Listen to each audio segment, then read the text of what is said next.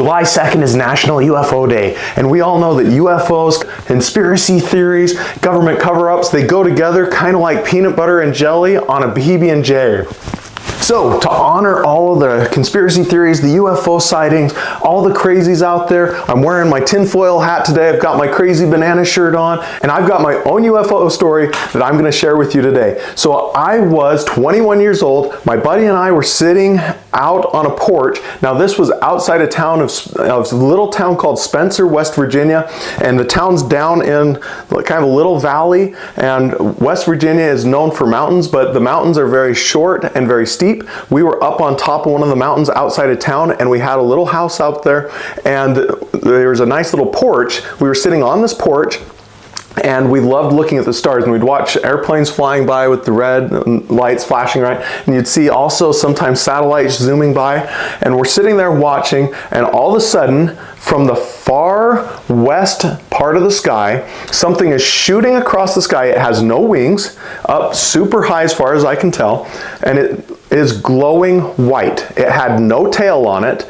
Looking in the sky, it looked like it was about an inch long, and it's shooting through the sky perfectly from west to east at about 10 times the speed of any airplane or satellite or anything that I've ever seen moving through the sky. And it was very narrow, so it looked very much like just like this long, about that big, right? Just shooting across the sky, this pure white with no tail on it, no wings on it.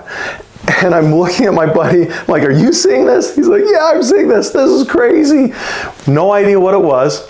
No indication. I looked trying to figure out what could that thing have been. I still have no idea to today. But I do know this. UFOs, conspiracy theories, and all the government cover-up ideas that people have, all those things can be super exciting, and you can chase them, and you can spend all your time entertaining yourself and talking about it and being all curious, but it doesn't really help. So in life and business, so many people can have that same sort of problem in a number of different ways. Here's what I mean. All of us have these different experiences in life that are kind of like that UFO.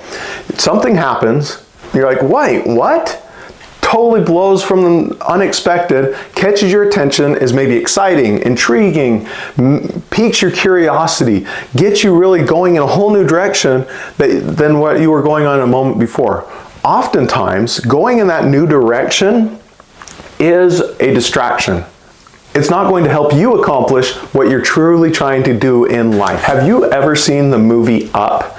At one stage in the movie, you've got Kevin the bird, right? And then you've got the other characters, and they're all running from the bad guy, and the bad guy has his pack of dogs that he's invented the little collars so the dogs can talk, and they're running away, and then the good guys grab the ball off from the walker, and they're like, hey, it's a ball, and all the dogs immediately have their UFO moment, where they see this object, it's super exciting, super cool, super fun, and they totally forget they're supposed to be capturing these people, and instead they throw the ball and the dogs all run off chasing that new shiny object, chasing the UFO, right? Some of my friends will shout out whenever they see one of these shiny objects happening, and whether it's in conversation or in their life, they'll be like, oh, squirrel. And that comes from another movie, right? Where the dog's going along, all of a sudden, doesn't matter what they're doing, squirrel. That also comes from a movie where the dogs are going along, doesn't matter what they're doing, all of a sudden, squirrel, and they're going along, squirrel, right? That is the perfect example of the distractions that we all face in life.